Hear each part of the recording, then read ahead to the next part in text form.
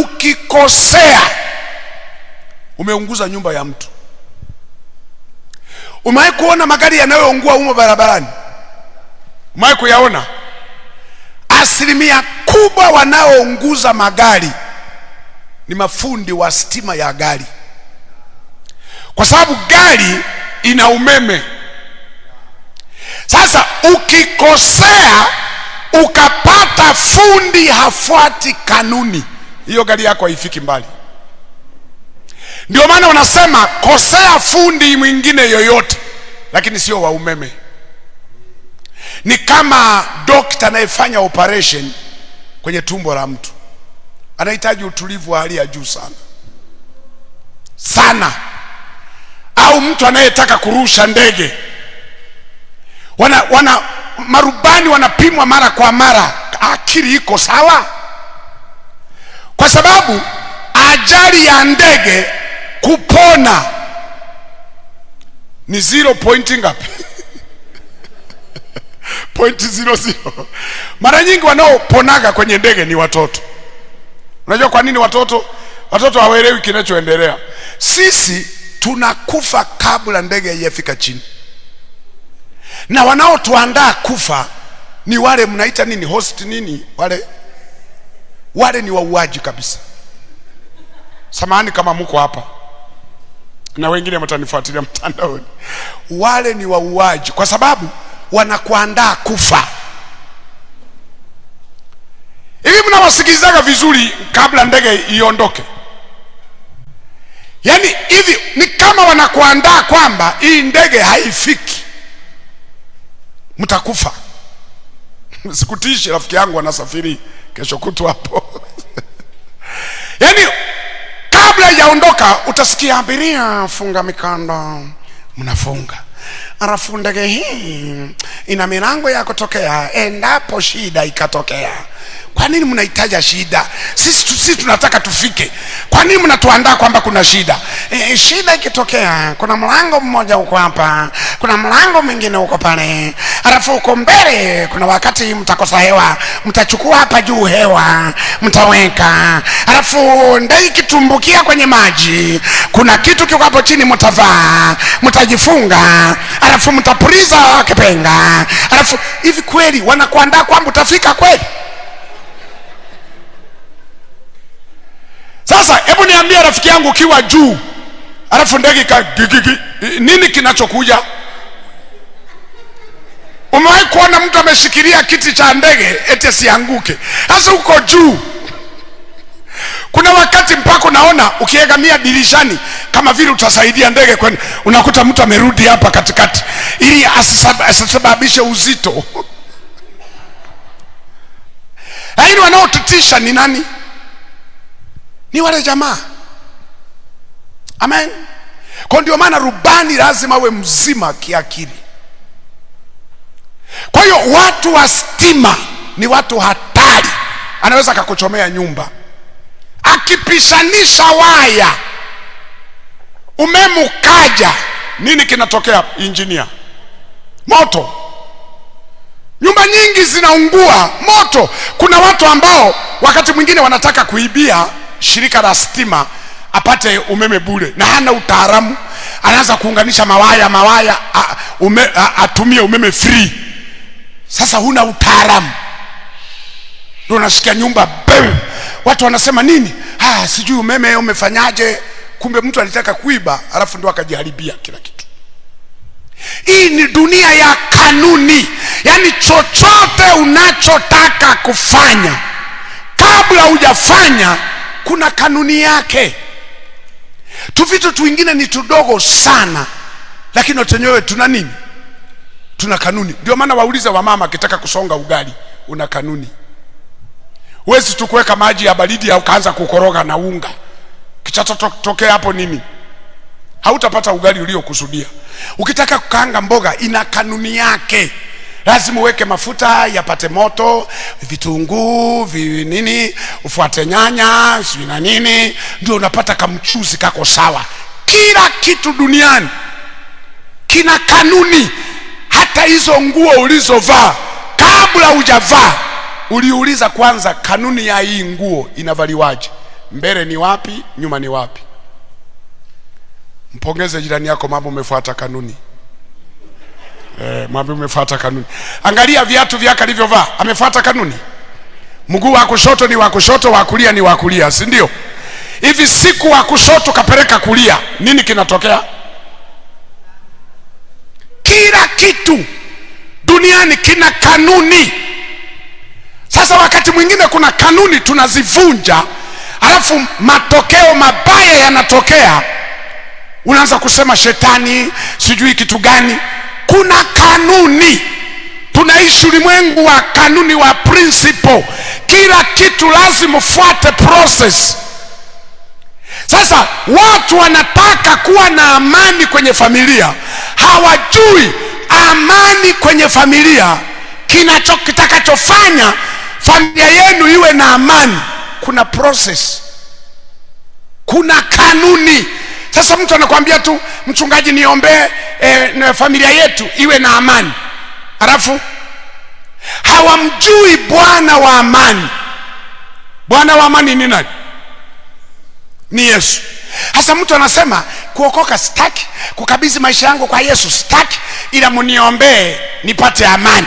Sasa unajiuliza, sasa yani wewe unataka kutumia internet ya Safaricom, alafu huna kadi ya Safaricom kwa simu yako, ila unataka utumie nini? Unaipataje? Ili utumie internet ya Safaricom lazima uweke nini? Kadi. Na hiyo kadi isiwe bure, ununue credit, kwa sababu Safaricom sio baba zako, ni wafanya biashara. Kwa chochote unachotaka kufanya pale ofisini kwa mchungaji, kuna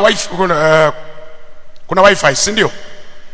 Ile inashika kwa maombi, unaiwekea mkono katika jina la Yesu. Wifi, shika umeme, shika data, shika internet. Unafanyaje? Na ikiisha inakatwa. Hivi watu wana akili kwenye vitu vya kidunia, ila ni wajinga kwenye mambo ya kiroho. Kwenye vitu vya kidunia wanajua siwezi kupiga simu bila credit.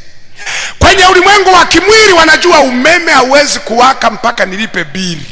Kwenye ulimwengu huu wanajua gari haliwezi kuwaka bila mafuta. Kwenye ulimwengu huu wanajua bila kuweka service gari itakufa. Yani kwenye ulimwengu huu wana akili sana, ila kwenye mambo ya kiroho wamejaza ujinga mwingi. Wanataka vitu viende bila kufuata process. Sasa mtu anakuambia niombee nipate amani, niombee nipate amani, lakini Biblia imeweka wazi. Yesu anasema amani ni wapayo mimi, sio kama ile ulimwengu unayotoa. Amani yangu mimi, yani amani ni ya nani? Ni ya Yesu. Ili upate hiyo amani, kadi ya amani, credit za amani ni Yesu Kristo. Yani ukimpokea Yesu akakaa kwenye maisha yako, umeweka kadi yenye credit ambayo itashika internet, kwa sababu mwenye amani yuko humo ndani. Hasa mwenye amani unamsukumia nje, ila unataka amani yake. Itakaa wapi? Amani itakaa wapi? Bwana wa amani huna time naye, ila unataka amani yake. Ndio maana siku moja nikawaambia watu, kuna mtu mmoja aliniambia, niwahi kushuhudia wale wanaofuatilia mtandaoni. Kuna mtu mmoja kaniambia, pasta niombe nini? Ndoa yangu inakaribia kufa. Kwa sababu gani? Yani hatuna amani kabisa hapa, hatuna amani.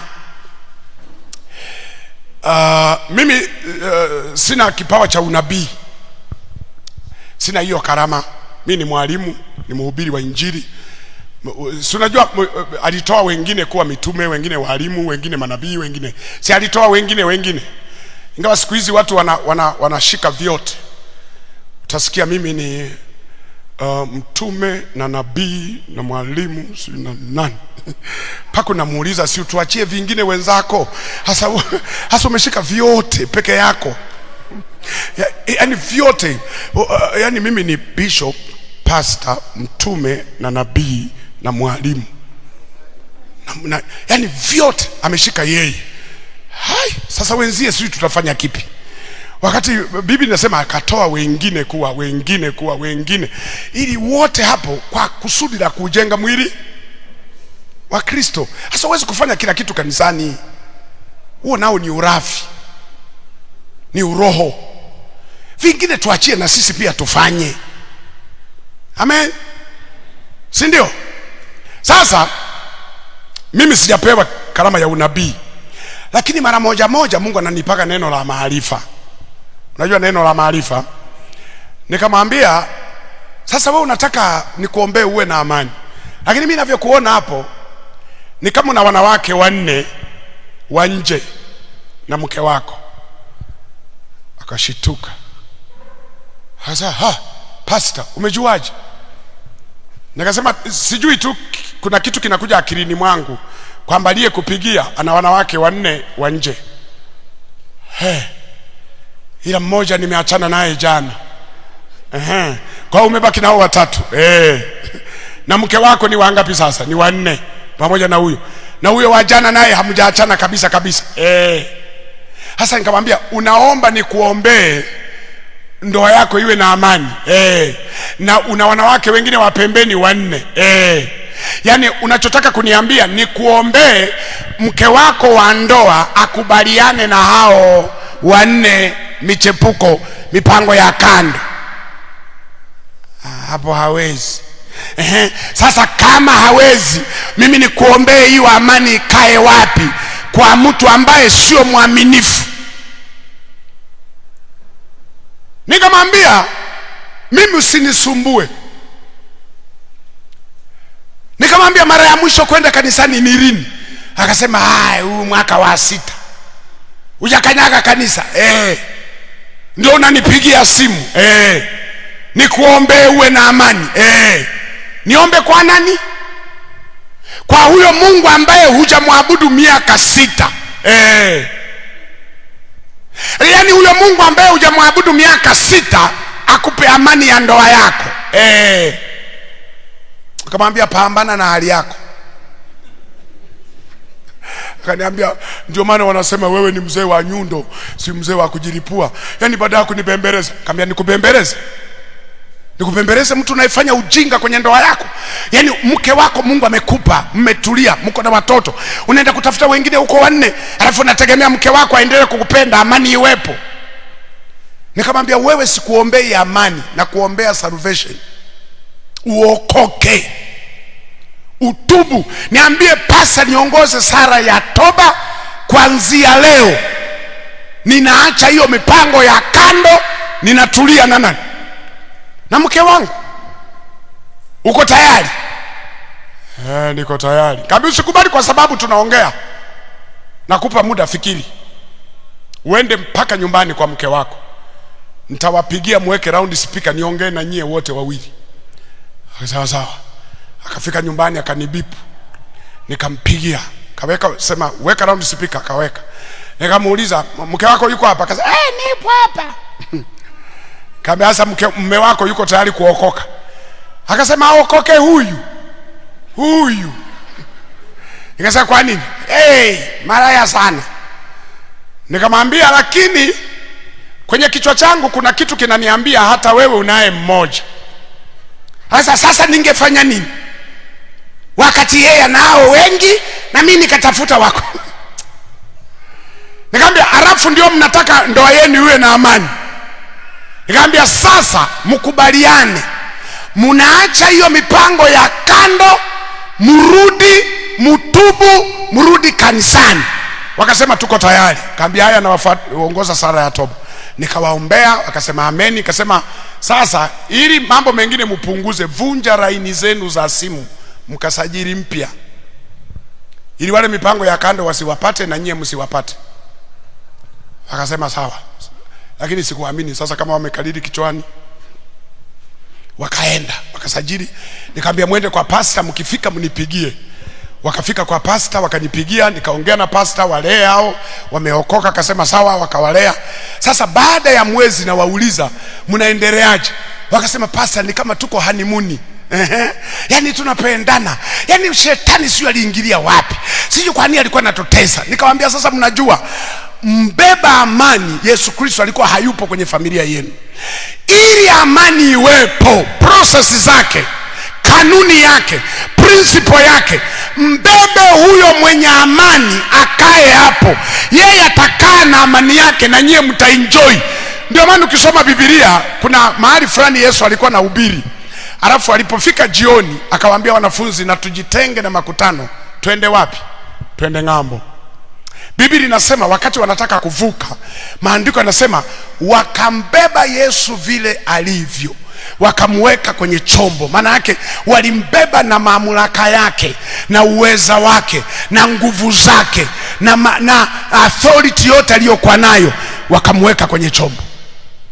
Umewahi kujiuliza swali, alianzisha safari nina? Aliyesema na tujitenge na makutano tuende ng'ambo nina? Ni Yesu, si ndio? Sasa why wamefika kwenye pembeni mwa ziwa, wanataka kupanda mashua. Hawa walioambiwa twende ng'ambo ndio wanambeba Yesu, wanamweka kwenye nini? Kwenye chombo. Wamefika katikati, Biblia inasema chombo kikaanza kupigwa na dhoruba na nini, kikatikiswa.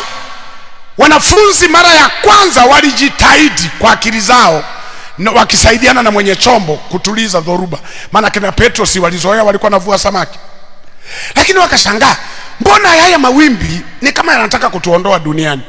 Sasa ndio akili inawarudi, wanajiuliza, aliyesema tuanzishe safari ni nani? Ni Yesu. Si tunateseka hapa, yeye yuko wapi? Amelala. Yaani naona kwamba ni sawa, si tunakufa. Biblia inasema kuna mtu akaenda kumwamsha nani? Kumwamsha Yesu. Biblia haijamtaja jina, lakini kama namsingizia atanisamehe. Kwa sentence, unajua kuna sentence inaweza kukupa picha ya mtu. Sentence iliyotumika kumuita Yesu alikuwa Petro. Kama namsingizia tutaonana mbinguni, nitakwambia nilikuwa nakutolea mifano, tusameheane. Mbona injinia nilimtolea mfano? Wewe unakasirika nini? Kwa sababu lugha aliyotumia alionyesha yeye ni mkubwa kuliko naye amushwa kiumri, lugha. Kwa sababu unajua lugha aliyotumia hakumwambia Rabi, mwalimu. Anasema we, yani unaona si kitu kwako kwamba tunaangamia, wewe unalala.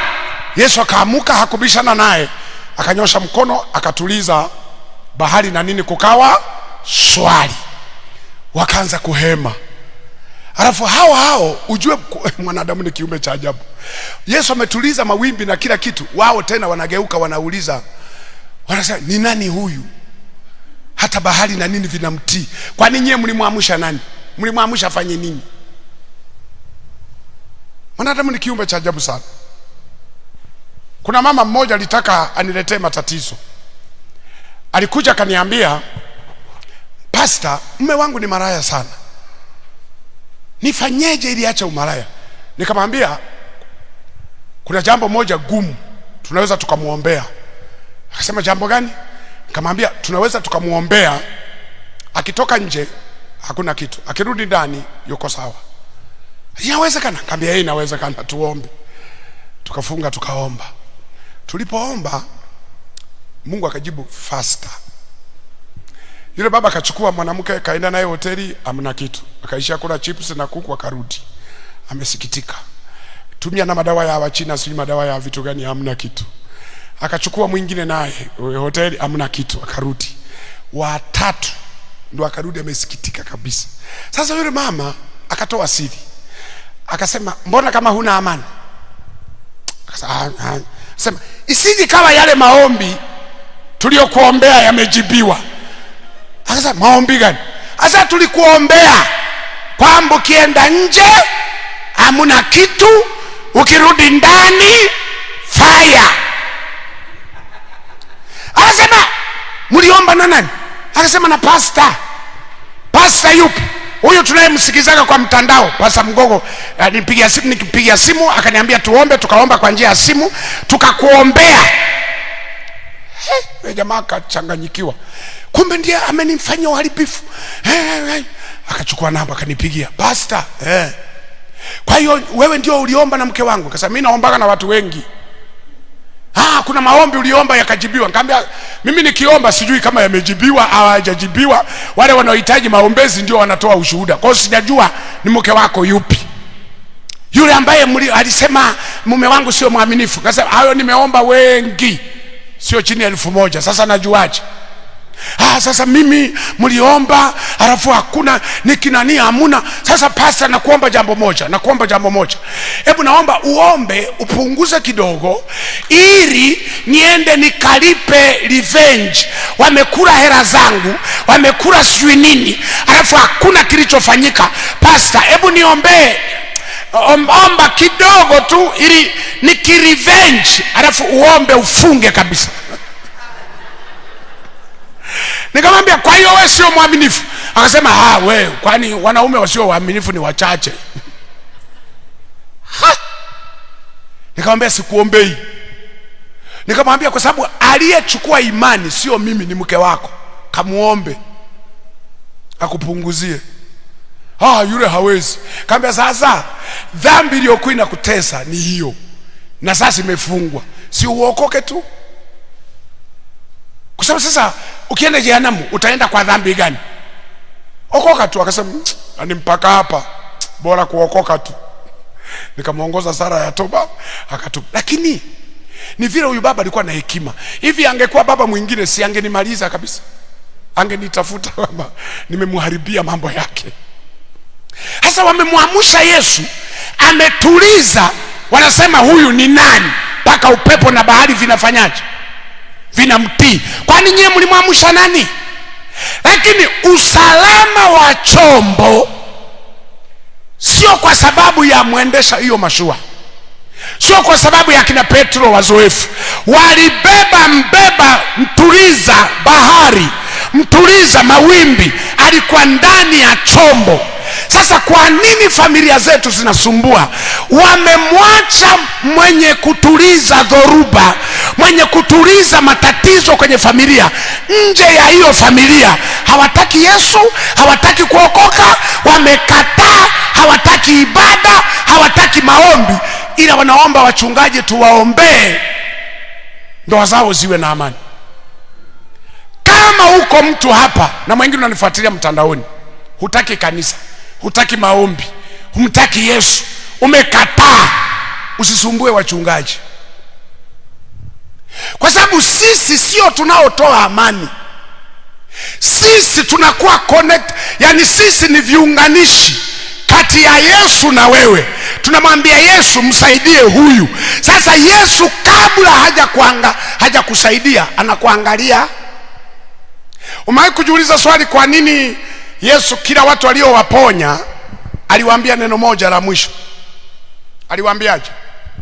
Nenda zako usikatende dhambi tena. Why? Mtu alikuwa naomba apone magonjwa, alafu Yesu anamwambia uende usikatende dhambi. Maana yake nini? Yesu alichokuwa nataka kumaanisha, ili uponyaji niliokuombea upone, usitende dhambi tena, kwa sababu dhambi itaondoa kile kitu ambacho tumekiweka. Ndio maana kuna watu wengine wanalalamika kila siku, yani wakiniombea napona, baada ya muda matatizo yanarudi. Naenda wananiombea, matatizo yanarudi. Yanakosaje kurudi wakati hata we mwenyewe unarudi? Biblia inasema pepo likimtoka mtu haliendi mbali, linazunguka, linaangalia kama amejichanganya. Alafu mapepo yanasema akijichanganya sitaingia mwenyewe, nitaenda kutafuta wenzangu wangapi? 7, ili iwe ngumu kututoa. Walinitoa kwa sababu nilikuwa mwenyewe, hasa nitaenda kuagiza wengine akijichanganya. Sasa ukijichanganya, mapepo kwa nini yasirudi? Kuna wale watu wengine, sijui kama mnawafahamu, wale wanaosema mimi naomba mniombe, lakini pia na nani pia vio vinasaidiana. Yaani anatoka kanisani anaenda kwa waganga wa kienyeji. Unamuuliza kwa nini? Anasema visaidianage vyote, maombi na waganga. Hivyo namfahamu Mungu tunayemwabudu anaitwa Mungu mwenye wivu. Hawezi kushare na miungu mingine. Amejitangaza kabisa. Wangapi wana wivu hapa? Kwamba hunyoshi, huna wivu, au swali la kijinga? Kwa sababu kila mwenye akili timamu wivu ni lazima. Kwa sababu wivu na kupenda vinakaa mtaa mmoja, one street. Upande huu wivu, upande huu kupenda. Uwezi kujua kupenda alafu niambie huna wivu, ni ngumu. Wivu ni matokeo ya upendo. Ndio maana Mungu anasema kwa maana jinsi hii Mungu aliupenda nini? Ulimwengu, hata kamtoa nani? Mwanae wa pekee. Kama Mungu aliupenda ulimwengu, ana wivu nao. Ndio maana yeye ametangaza mimi ni Mungu mwenye wivu.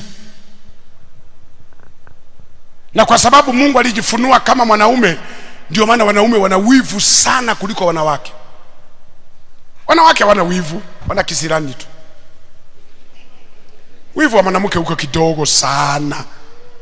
Wanaume sisi tuna wivu original. Sisi ndio maana mwanaume akitaka kuoa mwanamke mwingine, kama mama katapiga kelele hapo kwa sababu ya wivu, ile photocopy. Hey, unakosa nini kwangu? Hey. Mwisho kanatoka nje, kanarudi, kanatoka, kanarudi, kanatulia. Kanamwambia yule aliyeletwa, lakini uniheshimu, nilitangulia. Kamesha msamehe. Wanaamka kesho asubuhi, anamwambia dogo, unajua tunakonunuaga nyanya na vitu gani? Hapana dada, twende nikakuonyesha. Wanaongea njiani, wanapiga story, wameanza kukujadili mwanaume. Dogo, tukizembea ataongeza watatu, lazima tumwekee mipango na mikakati. Kweli dada. Wameanza, wanapenda nao, wanaanza, huyu akisafiri anamwachia watoto na huyu akideni wanaachia watoto. Yaani hasia zimeisha haraka. Mwanaume, kuna mwanaume anaweza kuvumilia, maana siku hizi wamama wako na hela. Anaweza kawaoa wanaume wawili, akawatunza, akawavisha kila kitu, akawapangia, wewe utakaa nyumba hii na mwingine atakaa nyumba hii, ukitaka mahitaji niambie. Mwanaume gani atakubali kukaa kwenye hiyo ndoa? Kama chai ya asubuhi sio ngumi na mateke. Si tuna wivu. Wivu. Ndio maana mimi pamoja na uchungaji wangu, eti nione mtu ameweka mikono juu ya mke wangu, asema huyu dada tulisoma naye. Ulisoma naye? Utafafanua. Amen. Si tuna wivu. Alafu nenda tena kwa waganga wa kienyeji, tunakuombea unalala na mifupa ya nguruwe. Eti wewe unajua mapepo yanaogopaka mifupa ya nguruwe. Unajua kuna vitu vingine unafanya mpaka shetani mwenyewe anasema jamani, pamoja na ushetani wangu ila huyu ameniovertake. Ana mawazo ya kishetani zaidi. Yaani tumezungumza hapa jana, yale mapepo ya mgerasi yalienda wapi? Waliokufa. Kama mapepo yaliingia kwa nguruwe walio hai, sembuse mifupa. Kama unaamini katika nguruwe, nawaambiaga watu usiweke mifupa, tafuta linguruwe la kisasa kubwa, unalifunga hapo chumbani ili mapepo yakija liwe linanguruma. Sasa unaweka mfupa. Hivi nafikiriaga shetani ni ndugu yako eti? Mifupa. Watu wanaishi na mifupa. Mama mmoja tulikuwa tunamuombea, mapepo anasema hatutoki, ana cha kwetu. Cha kwenu kitu gani? Anacho. Tukawaita wamama, wakaingia naye chumbani, wakamsachi. Amefunga hirizi. Tukaipasua ile hirizi, ina samadi ya ng'ombe. Tunamuuliza ununua kiasi gani? Yaani hiyo samadi ina gharama kuliko ng'ombe aliyetoa hiyo. Mnaelewa samadi? Use the food ya ng'ombe. Yaani ng'ombe kila majani si anatoa ile nani used. Sasa hiyo mchungaji mimi sitaki kutaja hiyo. Mimi nimesema mbolea ya ng'ombe. Imefungwa hiyo mbolea, ndio mtu kanunua gharama kubwa kuliko ng'ombe mwenyewe. Unajua waganga wanachokifanya, wanakufungia matakataka yote yale, ila wanachofanya wanaweka pepo kwenye hiyo hirizi.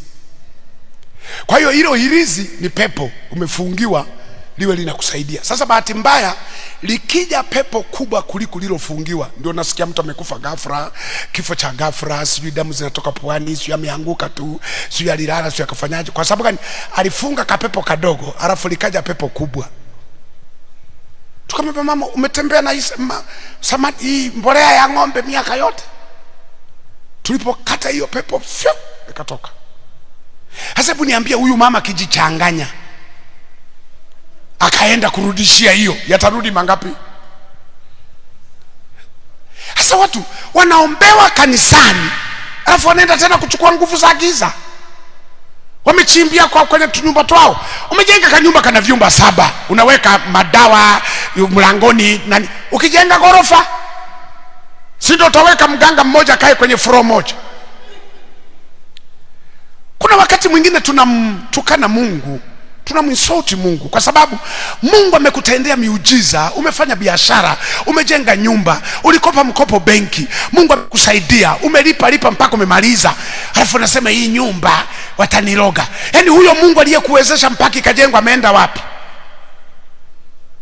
Paka unaanza kuruhusu mapepo, alafu mapepo yanaanza kukutembelea, kwa sababu yale madawa ambayo watu wanaweka yanawasha indicator kuambia wale wachawi, kuna mteja hapa, kuna customer.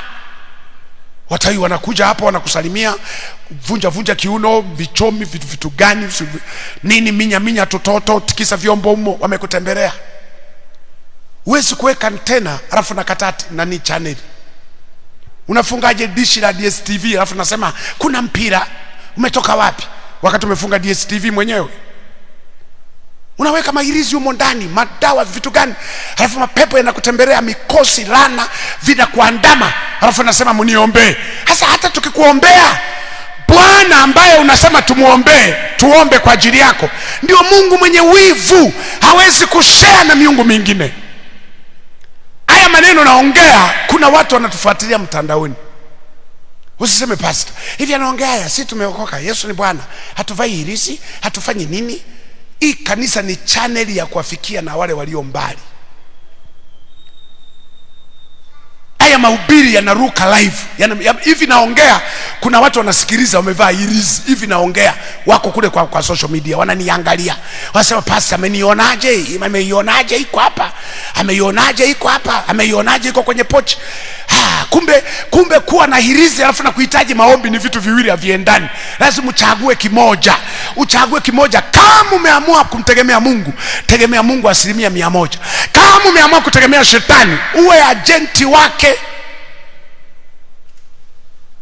Wewe kama unaombea biashara yako, alafu na madawa yako humo na mahirizi yako humo, waganga wanashinda hapo, alafu wakati huo unataka tena Mungu akusaidie. Ndio maana sometimes tunawaombea wanasiasa wakati yeye mwenyewe ana shida kwa waganga, alafu anasema wachungaji mniombe. Tunakuombeaje mchawi wewe? Mshirikina. Umebeba mahirizi kila kona, alafu unataka ushirikishe Mungu na shetani wakusaidie wewe. Ni kitu ambacho hakiwezekani.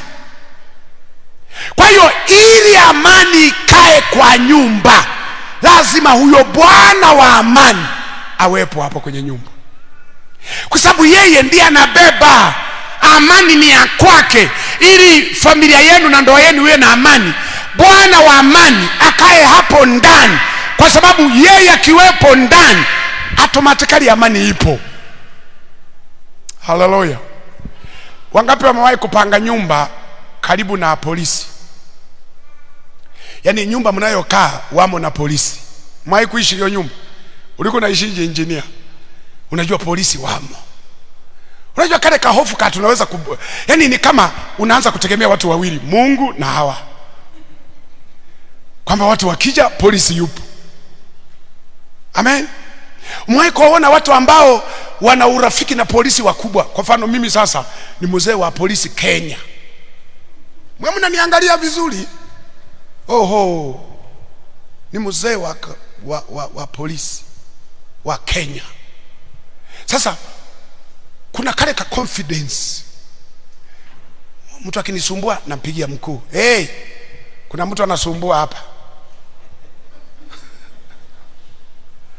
na yeye atatuma wadogodogo zake, hey, kamwangalie mchungaji nani anasumbua. Sasa kama watu wanalinga kuwa karibu na mkuu mmoja wa polisi, mtu anatembea kifua mbele, sasa watu kinisumbua nampigia simu, akinisumbua, kwa sababu najua ndani ya yule polisi kuna kama mamlaka kaulinzi juu yako. Amen. Mtu mmoja alikuwa anazurumu mali za mtu, amemuonea, yani anamuonea, alafu anayemuonea eti kwa sababu tu anakacheo fulani sijui nani wa street hapo. Watu wakapiga simu juu, wale wa juu wakaagiza polisi, wakaja wakamzoa yule jamaa. Watu wakaanza kumheshimu yule aliyetaka kuonewa, kwamba kumbe yuko na watu wazito bwana, msimguse, yuko na watu wazito. Sasa ndugu, kama duniani watu wana akili, wanaweka connection na polisi. Siku moja niliwaambia, hakikisha una urafiki na polisi mmoja mkubwa kama unataka kuishi hapa Kenya. Uwe na nani? Wangapi wana namba ya polisi yeyote? Nye wengine mnasubiri nini? Nye wengine mnaishije kwenye dunia ya maonezi hii? Mnasubiri Yesu atoke mbinguni aje kulinde. Na yeye walimkamata wakampeleka polisi wa wakati huu. Amen. Ndio tunamtegemea Yesu, lakini uwe na watu muhimu. Hii dunia ni dunia ya connection. Ndio maana niliwaambia kwenye nyumba yako hakikisha na watu wangapi? 5 au 6. Nilisema wa kwanza uwe na baba wa kiroho ambaye ukivurugwa kichwa una uwezo wa kumwambia akakufanyia counseling kamoyo kakatulia. Wa pili uwe na dokta ambaye atakushauri vyakula, magonjwa, vitu gani ufanya hiki, fanya kile, anasaidia familia yako. Uwe friend na dokta. Wangapi mna dokta friend ambaye hata shida ikitokea unampigia anakushauri?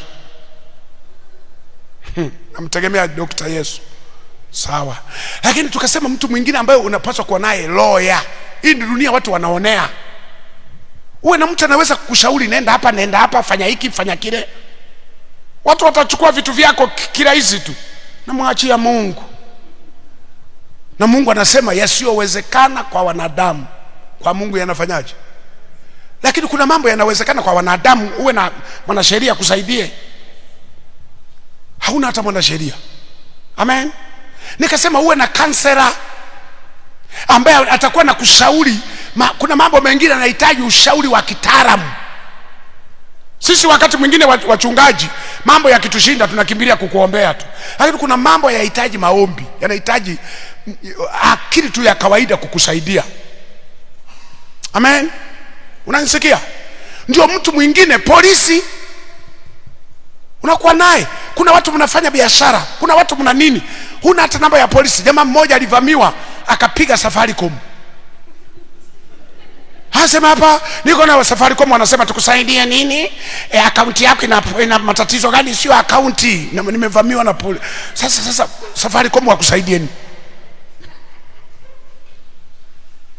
Amen. Ndio tuisema mtu mwingine uwe na namba za mafundi umeme, mafundi maji, mafundi magari, mafundi baisikeli. Uwe nao, sio mtu wa kila kitu na fundi mpya kila siku. Uwe na fundi anayejua nyumba yako imesukwaje. Pakisumbua umeme mpaka unamwambia kwenye kona ile ya dirisha la 3. Hata usipokuwepo na nyoka tu, maana yeye ndo amesuka nyumba yako na anashughulika nyumba yako. Ukiwa na fundi mmoja wa gari ikiharibika area hiyo, analifahamu gari lako. Si ndio pastor? Si uko na mafundi wako? Na wale mafundi wako usiwapelekee gari likiwa limeharibika. Siku nyingine watembelee likiwa zima. Wabebe machungwa na ndizi. Wanakuambia una tatizo, ambia leo nimekuja kutatua tatizo lenu la tumbo. Chukua ndizi, chukua machungwa, kula, washa gari fiu. Siku kija likiwa na matatizo, wataacha mengine yote washughulikie hii ya posho. Inatuletea na matunda na ndizi.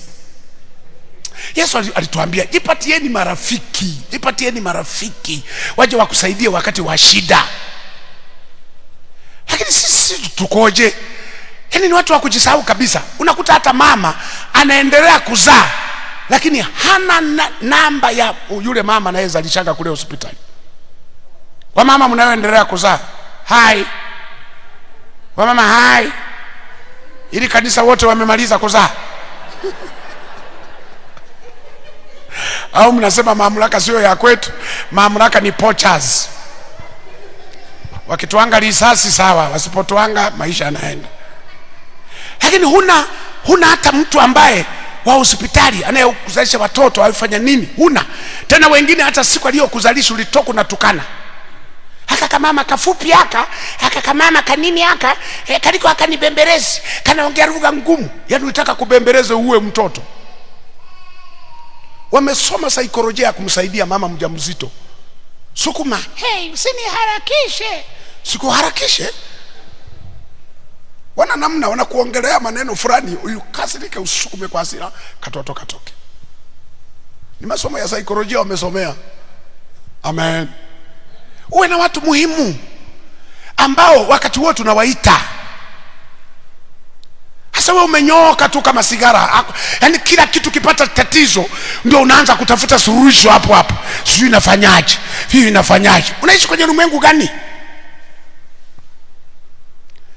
Yesu mwenyewe walimwambia wale Mariamu, wakasema Yesu, ungekuwepo rafiki yako asingekufa. Maana yake Yesu alikuwa na marafiki. Haleluya. Wangapi wananielewa kitu ninachosema? Ndugu, natamani familia yenu iwe na amani. Natamani ndoa yako iwe na amani. Natamani muenjoy uwepo wenu. Kila mmoja furahie watoto, furahie nani. Lakini ili amani iwepo, Bwana wa amani msukumie mbali. Amesema asiwepo mwenye moyo mbovu wa kujitenga na Mungu aliye hai kwa udanganyifu wa dhambi. Kwa hiyo hapa nilikuwa nawaambia dhambi imeharibu familia za watu. Dhambi imeondoa amani kwenye familia za watu. Dhambi imewafanya watu wanajuta. Unafikiri ulikosea kuoa, ukukosea. Dhambi ipo hapo katikati. Nilikosea kuolewa, ukuolewa. Kesho tutazungumza mambo mengi ya wanandoa na kujibu maswali. Lakini ndoa nyingi hazina amani, familia nyingi hazina amani. Mtu mmoja alisema, pastor, mbona umekazana sana na mambo ya familia? Nikamwambia, hakuna mahali shetani anachezea kama familia. Familia watu wanateseka nyie. Wanateseka na watoto, wanateseka na wanaume, wanateseka na nini? Ndio maana niwaambia, kama Mungu angekuja leo asambaratishe familia zote, aseme mna uhuru wa kurudiana au kila mmoja tafute maisha yake. Sema ukweli. Ukisema uongo ufe. Sema ukweli. Unaweza kurudiana na hicho kiumbu naishi nacho? Unaweza kurudiana nacho? Kuna watu kwanza watamwambia Mungu, umechelewa wapi? Nimeteseka miaka yote hii. Hiki kiumbe ni hatari. Lakini sio kwamba mume wako ni mbaya, sio kwamba mke wako ni mbaya. Bwana wa amani hayupo hapo katikati yenu. Dhambi imetawala, ndio inawaendesha. Kwa hiyo dhambi ni mbaya. Ndio maana jana nikawaambia maisha matakatifu ni matunda ambayo watu unaokaa nao watakula hayo matunda. Si tulisoma hapa matunda ya Roho? Si tulisoma hapa jana? Hasa yakikosekana yameliwa. Kuna virus anaitwa dhambi, ametafuna mafaili yote. Niliwaambia moyo wa binadamu ni kama laptop, ni kama kompyuta. Adui wa kompyuta nini? Ni virus. Na virus anakimbilia kula nini? Mafaili. Unajaribu kukiriki mafaili, hayakirikiki. Ni Kiingereza cha kwangu, wala hata msiende kufuatilia Kiswahili cha wapi kukirikika.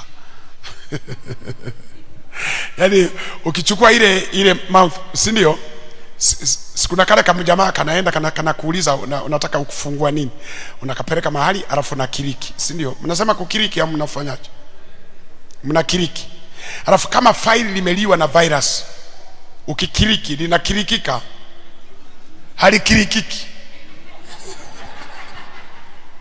Sasa moyo ulioliwa na dhambi haukirikiki, kwa sababu mafaili yote ya upendo yameliwa, huruma yameliwa, sijui utu wema yameliwa, si furaha yameliwa, kiasi kimeliwa, si kila kitu. Yaani kuna watu kwenye moyo wake mafaili yote. Ndio maana wakati mwingine tukifundisha hapa ni kama tunalipea moyo wako kuskani virus wote wa dhambi, kwa sababu hapa virus waliletwa na kamjamaa. Si unajua wale mliosoma masomo ya kompyuta, virus hazikuwepo wakati kompyuta zina designiwa, zilikuwa safi tu. Kuna tumjamaa tulikuwa tunafanya kazi kwenye hiyo shirika, yule mwenye na kampuni akatufukuza. Watu wawili tu. Alipowafukuza wakasema si tutakula nini? Wakakaa maabara wakatengeneza virus na antivirus. Virus wakatuma bure, wakamuuliza kompyuta zinaendeleaje? Akasema siku hizi hazifunguki, si nini? Wakasema kuna wadudu. Wadudu gani? Wanaitwa virus. Sasa tunafanyaje? Wakamwambia tuna antivirus, tunakuuzia kama unataka. Sina ujanja. Kwa sasa biashara ikaendelea mjini, wanatengeneza virus wapya, wanawatuma, wanatengeneza antivirus mpya, wanamuuzia. Sasa hivi wale jamani mabilionea wanaenda sambamba na mtengenezaji wa hizo software za nani, wana create problem, wanauza solution. Ni kama walivyotusumbua na corona. Corona ni kazi ya watu maabara. Hata hivi tunaongea, kuna watu wako maabara kututengenezea magonjwa. Wana create magonjwa na solution. Magonjwa watayaachilia bure yatutese, tutanunua solution. Siku hizi watu waliacha kulima mashamba, waliacha kufanya kazi ngumu, wanakaa kwenye kompyuta, wana design matatizo alafu na solution. Hujawahi kuona hawa, kuna wakati mwingine wanatukatia umeme alafu wanaurudisha ili tuwapongeze tu. Wakiona hamjawataja wiki, sawa, watasahau kama tupo. Sitima. Wanakaa kidogo, wanawasha, umerudi. Asante watu wa stima hawa. Amen. Unanisikia? Kwa hiyo kuna wakati shetani anakula mafaili yako yote. Ndio maana usishangae mchungaji unasema siku ya maombi mtu haji, faili la maombi lilifanyaje? Limeliwa. Mnasema leo tutakuwa kesha, faili la kesha limeliwa. Mnasema jamani tuwai ibada, faili limeliwa. Kuja kwenye ibada linarodi paka nakuja ndio mchungaji unakaribia kumaliza. Kosa sio lake, faili kuna virus. Akikiriki halikirikiki. Hebu mpongeze jirani yako, faili la revival limekirikika.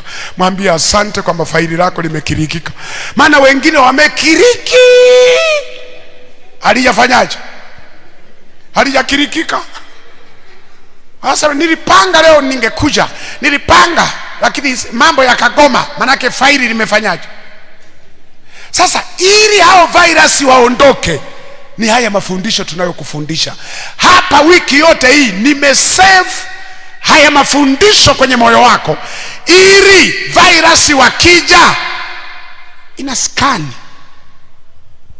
Haleluya. Sasa hivi umeshajua nataka amani, natakiwa kufanyaje? Ndio. Msione nimechelewa, nimekula muda wangu sawa sawa. Nilisimama 1:30, sasa 2:30 ndio nimemaliza masaa. Wakenya nyinyi wajanja, usipochangamuka utaibiwa muda wako. Na mimi nimekuwa Mkenya, siibiwi kirahisi. Mimi siwezi kutoka Tanzania eti mje mniibia hapa niwahubirie nusu saa. Niko na akili. Siku hizi nimeanza kuwa mjanja kama wa Kenya.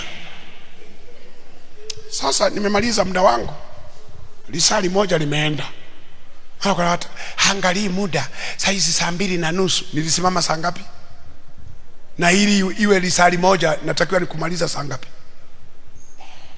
Si ndio muda huu? Nipigie makofi. Kabisa. Oya, sometime kama ulitaka kumfanyia mtu ujanja alafu akakugundua, mpigie makofi. kwamba huyu ana akili. Haleluya, wana wa Mungu, haleluya.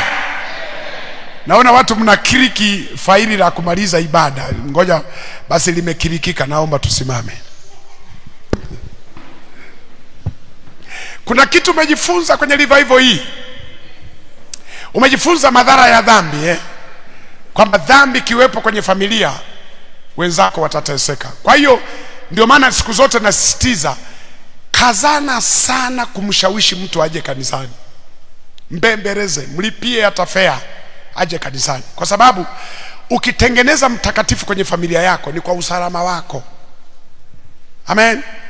Ndio maana nikwambia, ukiona unaishi na kababa akataki ibada, unaishi na kamama akataki ibada, una tototo akitaki ibada, ndugu, hiyo familia yako iko kwenye matatizo. Unamwambia mume wako twende ibada, leo siendi. Watoto mtaenda, tunabaki na baba. Unatengeneza tu shetani kwenye familia, tutakusumbua. Amani haiwezi kuwepo. Amani inapatikana kwa process. Process ya amani ni neno likae hapo ndani. Neno ambaye ni nani? Yesu Kristo akitawala. Mbona mtaenjoy? Kwa sababu watu wengine sawa, unajua mchungaji, familia yetu wewe huijui. Kuna watu ni complicated kuishi nao. Hakuna mwanadamu mtu hawezi kuishi naye kama neno liko ndani yake. Kama Yesu ametawala hiyo familia, mtaishi vizuri tu. Kinachofanya familia yenu mtaesane, mfikirie kudivorce, msikie kuna ni dhambi imeingia hapo katikati. Kuna mmoja amejitenga na Mungu aliye hai. Si mnakumbuka wana wa Zera Akani alipofanya dhambi ikafanya taifa la Israeli wakashindwa vita? Mtu mmoja tu amefanya dhambi, taifa zima linapigwa, wakafa watu kama 36 hivi. Alafu bahati mbaya msababishaji akawa hai. Wakamkamata, wakasema huwezi kuwa salama. Wakampeleka bonde la Akori, akapigwa mawe. Hasa mbaya zaidi, wakampiga mawe yeye na watoto na vitu mbalimbali vyote. Dhambi ya mtu mmoja ikafanya taifa zima lishinde. Kwa hiyo dhambi yako ukiifanya kwenye familia, usifikiri ni yako peke yako. Mchuma majanga, Kiswahili cha Tanzania, mchuma majanga hula na wakwao. Yaani mtafuta matatizo, utashare na watu wa familia yako. Hakuna matatizo ambayo mtu utayatumia peke yako.